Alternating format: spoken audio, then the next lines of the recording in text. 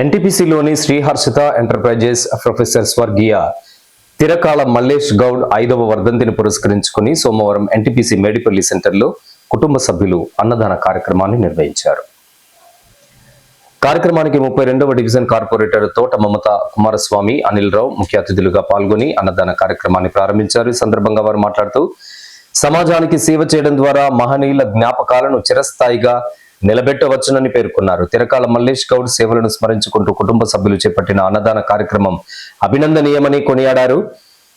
ఈ కార్యక్రమంలో కుటుంబ సభ్యులు తిరకాల రాజేశ్వరి, హర్షిత, హారిక, శ్రీనివాస్ తదితరులు పాల్గొన్నారు. స్థానిక ఎన్టీపీసీ కృష్ణానగర్ నివాసి గౌరవనీయులు అన్నయ్య తిరకాల మల్లేష్ గౌడ్ గారి 5వ వర్ధంతి సందర్భంగా ఈరోజు వారి కుటుంబ సభ్యులు మేడిపల్లి సెంటర్లో వారి జ్ఞాపకార్థము అన్నదానం చేయడం జరుగుతుంది.